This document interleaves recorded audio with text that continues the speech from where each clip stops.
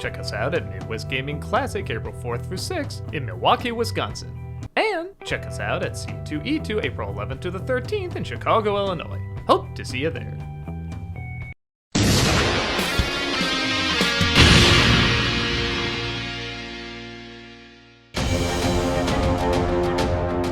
It's the mid-90s. Everything has CG in it, and Hollywood is about to release its first CG animated movie.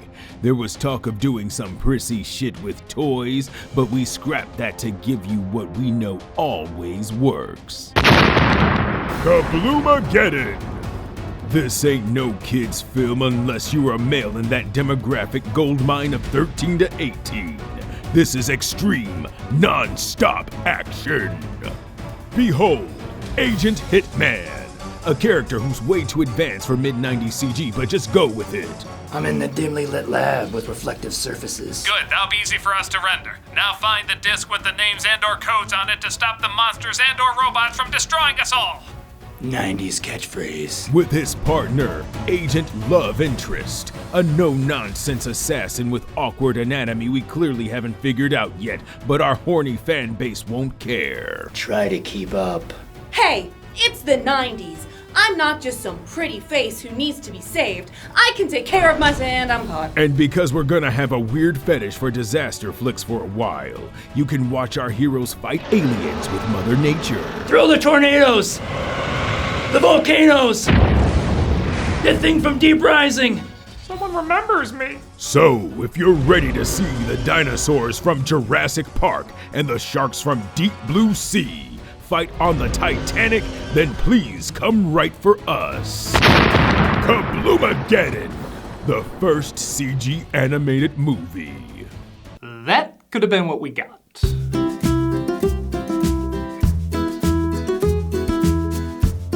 In 1995, Disney released the first computer-generated animated film, Toy Story. And 30 years later, most mainstream animated films, in one way or another, are still trying to replicate it.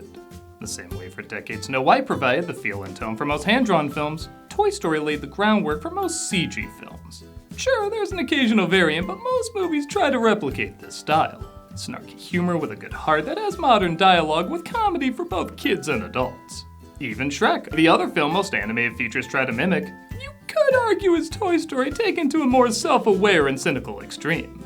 But while this is the norm and has been for several years, people forget this was kind of a risky choice.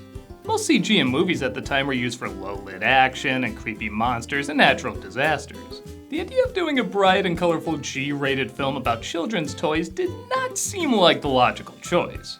Honestly, the trailer for this movie was so bad, I didn't know anyone that was excited to check it out. Literally, the big clenching joke, like the joke you end on in a trailer to get people to see the movie, is the cute little spaceman saying he can fly around the room. Yeah, that's not funny. But thankfully, the film itself was very funny, winning over skeptical audiences, being nominated for a Best Screenplay Oscar, and breaking new ground for animated films. With likable characters, smart humor, and a story everybody can identify with, they knew they didn't have to change the industry, but rather the industry would have to change around them. So what was it about this film that set the stage for the majority of modern-day animated features? Well, let's fall with style and take a look.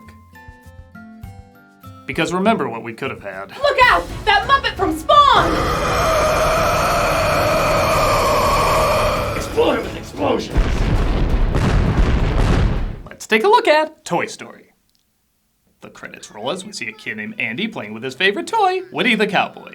Come on, let's wrangle up the cattle. I'm here to stop you, One-Eyed Bart. When you reach that age and realize Sid would have been the cooler kid to play with. Yeah, remind me, which one's the toy again? Just remember what your old past said, boy, you gotta believe. And yeah, you think I'm crazy enough to make fun of Randy Newman, what many consider his most heartwarming dedication to childhood innocence? You bet I am. Why does he always sound drunk? You got a friend in me. Okay, real talk. I don't see Randy Newman as one of the worst songwriters. There's actually some songs of his I enjoy, one of them even in this film. He's just aggressively generic, and I never got into the voice. Is that really so surprising to hear someone say? You like him, fair enough, but to me, he always sounds like the happy, happy joy singer on Valium. Some other folks might be a little bit smarter than I am. If and you ain't the granddaddy of all liars. Anyway, Andy plays with his favorite toy, who I'm only now noticing leaves his mouth open in the intro. Maybe he's coming to grips with his existence like, how was I born? But as soon as Andy leaves the room, Woody, played by Tom Hanks, and all his other toys come to life. Staff meeting, everybody. Got a staff meeting, you guys. Come on, let's go. It is fun comparing the technology back then and how mind-blowing it was to modern-day animated films. Don't get me wrong, for the first film, this looks very, very good, and it's very smart to choose toys as the main characters, as that's very CG-friendly. But not only do the humans look weird like we discussed before, but man, some of those pixely backgrounds are a little distracting nowadays. These surfaces look like Doom half the time. Woody is the ringleader of the toys and even has a girlfriend named Bo Peep, played by Annie Potts, who again gets some weird faces out of him. I'm just a couple of blocks away. If a grown man comes to a kid's birthday party with any of these faces, don't let him in. Look, I'm Picasso. I don't get it. You can easily see the Pixar formula getting set up, introducing characters through a slice-of-life scenario, utilizing comedy and puns, eventually leading to a relatable social problem both kids and adults can relate to. I don't think it's a coincidence this was done at the height of Seinfeld's popularity, as a lot of the comedic dialogue has a lot of Seinfeld snark. It's very easy to see these attitudes from the leads on that show. It's just a mistake. Well, that mistake is sitting in your spot. This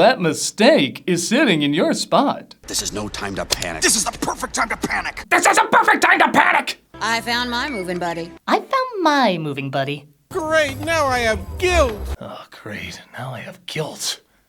But I won't say from what. That was a long time ago. Let's keep going. Sarge, have you seen Slinky? Sir, no, sir. Woody has a fair amount of friends like Rex, voiced by Wallace Shawn. How you doing, Rex? Were you scared? I was close to being scared. Wait until I tell Andre. Slink, played by Jim Varney. I got some bad news. Bad news? Shh. I just found out we're gonna do this till we're 80. As well as Ham and Potato Head, voiced by John Ratzenberger and Don Rickles. G6. Oh, you sunk it. Pay up. No, not the ear. Give me the nose. Come on. Feel lucky we're not wagering your tots again. They're all concerned because Andy is having a birthday party, which might mean new toys are going to replace him. I mean, come on, if he holds on to one of the first things Pixar ever animated, I think you're all safe. Establish a recon post downstairs. Code red. Yes, sir. Little green soldiers are sent to spy on the party, and as you may have noticed, not every line is a home run. Come on, we're not lying down on the job. It's cool though. That's R. Lee Ermey as the sergeant. He'll make the dialogue more colorful. Holy dog shit! Texas only steers it. So Andy opens his last present and heads upstairs. Andy's coming, everybody! Back to your places, hurry! And remember, if anybody says Andy's coming at Disneyland, then you know what? Don't do that. It's gonna get old really quick. Andy gets a toy based around his favorite movie. Yeah, still not buying that. Called Buzz Lightyear, played by Tim Allen. Star Command, come in. Do you read me? Why don't they answer? While everyone's great in this movie, we're used to seeing these types of performances from most of these actors. Tim Allen is really doing something different from his usual norm. He mainly plays the egotistical handy doofus with a heart of gold. Hell, even when they played another spaceman, he was still playing this type of role. But he really knocks it out of the park as a space ranger who actually thinks he's saving the universe and has no idea he's just a toy. I never doubt for a second the galaxy of aliens and rangers he's saving is always going on in his head. Buzz Lightyear mission log, stardate 4072. My ship is run off course en route to Sector 12. And this conflict of cowboys versus spacemen suggests him in the 50s or 60s, despite this apparently taking place in the 90s. Well, in a couple of days, everything will be just the way it was. They'll see. I'm still Andy's favorite toy. Woody grows jealous of Buzz being Andy's new favorite as more and more the world around him transforms into Buzz's. Your chief, Andy, inscribed his name on me. Wow! With permanent ink. He branded me with one of his dad's cigarettes.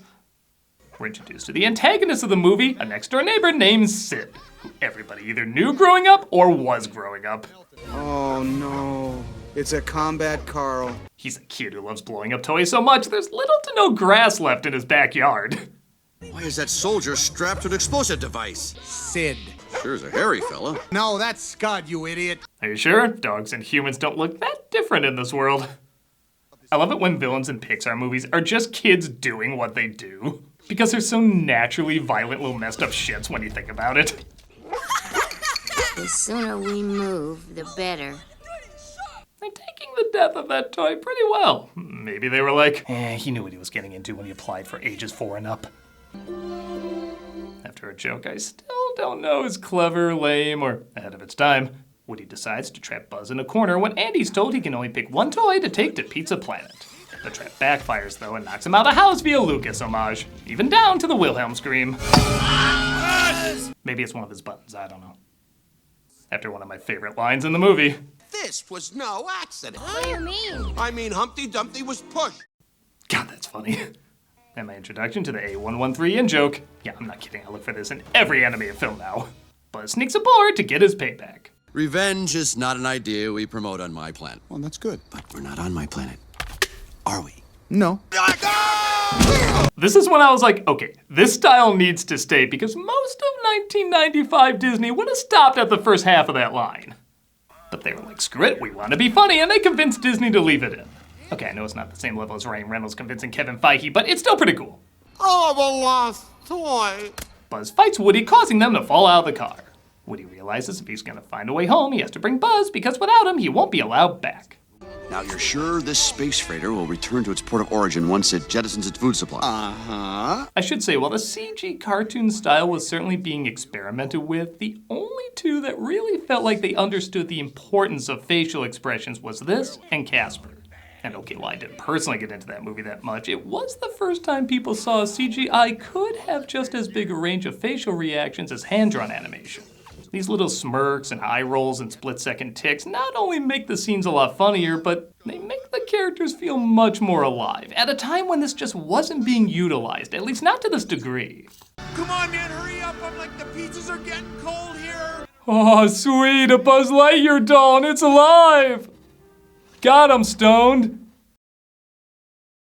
They make their way to Pizza Planet, which I'll just say I'm a 43-year-old man and I am still waiting for this place to exist. I mean, that's Alien the kindergarten game. But Buzz sneaks into a crane machine where he encounters even more oddities.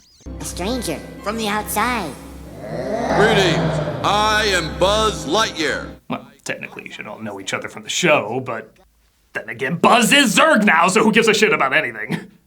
Claw's our master. Claw chooses who will go and who will stay. This is ludicrous. Sid tries his luck at the game, and maybe the biggest hole of the film, someone actually gets a toy from a crane machine. Twice! He has been chosen. Hey, what are you doing? Stop against Alex! Not gonna lie, I kinda like the toy version of Midsummer. Sid gets Buzz and Woody, who of course has terrible plans for them. Let's go home and play. Anyone else feel like this is Syndrome's backstory in reverse? At Sid's home, we see he's just as cruel to his sister's toys as he is to his own. Jeannie's all better now. I don't know what her problem is. I give Sid all my toys to have him improved. I'm not even kidding. The designs of Sid's altered toys are some of the most imaginative creations in any Pixar film. Even his room is filled with all sorts of hilarious little touches, like all the locks on the door, this bumper sticker, and I don't know what Killin' Paul Bunyan is, but if he has a poster of it, I'm into it. Come in, Buzz Lightyear. This is Star Command. The next day they try to escape, but Buzz sees a commercial clarifying he is in fact a toy. Buzz Lightyear! Available at all Al's Toy Bound outlets in the Tri-County area. I could say that's more proof of the Seinfeld influence as they're building up Wayne Knight's appearance, but honestly, I'm distracted by the TV's channel changer. What is the story behind this family? Out among the stars I sail. And starts the one song I do genuinely enjoy, I'll Go Sailing No More. It captures the right tone, it's sad, it has a decent melody. It's a song so good, even Randy's voice can't ruin it. Now I know exactly who I am. But God, does he try? He sounds like Will Sasso's impression of him. I still haven't seen a Bug's Life or Toy Story, but I don't need to. You know, writing songs is easy. Buzz tries to prove to himself he can fly, but goes boom, leading to Sid's sister discovering him. Mom, have you seen my Sally doll? Never mind. Now I can torture his toys. Actually, I'm not too far off as Woody sees the sister playing with Buzz and tries to get him out. Hannah! Oh, Hannah! Mom? Please excuse me, ladies. I have to check on my mom. I think she's dying. Oh, Hannah! Gone! Oh, God. Buzz finally cracks having tea with the sister's dolls. I like one of the beheaded ones is called Marie Antoinette. And am I crazy or is this some of the funniest acting Tim Allen's ever done? let's get you out of here, Buzz. Don't you get it? You see the hat? I am Mrs. Nesbit. I'm telling you, this kid is weird. She's talking about monsters in her closet when she was younger. She's all messed up. Woody reaches his friends, but they don't know whether or not to trust him after what he did to Buzz. Buzz as well is not much help. Hiya, fellas. What are you trying to pull? Nothing. Well, we know when this goes public domain, Jagged Edge will make a horror film out of this. Everyone abandons Woody. It's a little funny Slink is the last one to leave, even after his supposed true love does. And Sid straps Buzz to a rocket, planning to launch him in the morning. Andy, meanwhile, is heartbroken he's unable to find Woody or Buzz before they move away. Oh, Woody. If only you could see how much Andy misses you. That'd be nice! Let me in! Woody finally confesses his jealousy over Buzz. I mean, the dude is getting better in-jokes than him. And Buzz starts to realize just because he's a toy doesn't mean he can't save the day for someone special. I'm the one that should be strapped to that rocket. Buzz! Come on, Sheriff. Let's get this thing off of me and onto you! Woody is set free, but Buzz is taken to be launched. Once Woody discovers the toys in Sid's room wants to help, he utilizes them to get back at Sid. It's busted. Who are you calling busted, Buster? I'm talking to you, Sid Phillips. This scene is basically as funny as you would think it is, as I think they finally put together how scary Woody's face can be. We don't like being blown up, Sid. My name is Tony Tina, and I'm going to kill you. And Sid is suddenly terrified of every toy he sees. What's wrong, Sid? Do you want to play with Sally? Oh, I hope Toy Story 5 is about his exposure therapy. They try to follow the moving van with Andy's family on it, but Sid's dog sees them.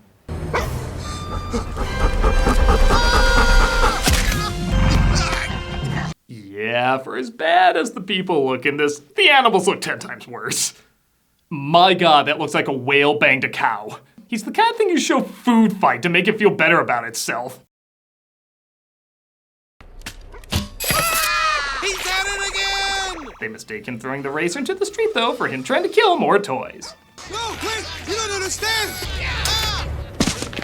And boy, for a character who said, If only you could see how much Andy misses you. She sure is doing little to reunite you two. Yeah, they didn't know what to do with this character. They eventually figure out he was trying to help, though, and they try to get him back on.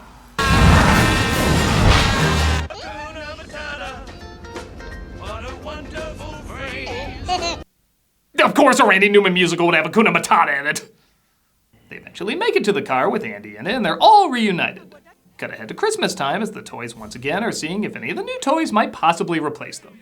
And I gotta say, for as great as this movie is, this last joke is a little weak. Wow, a puppy! And don't worry, Ratchet's gonna try on this one. And that was Toy Story, the animated film that changed animated films. Is there some stuff that doesn't hold up as well? A few little things, but for the most part, it's as timeless as it is influential. These characters are easy to like and relate to, and it thrives on being a simple story with strong writing. The majority of jokes still land, the world it creates is fun to explore, and like I said over and over, it set the stage not just for how Pixar films would be constructed, but for how the majority of animated films would be constructed. On the one hand, yes, I would like more variety in the styles of cinematic animation, but let's face it, most cinema leans towards what's popular and will usually do something over and over. I think I'd much rather see this style be popular and done over and over than, say, Bay's Transformer movies or the Twilight films or some fad like that. This is a decent reference to keep returning to. If only we could, stop literally returning to it.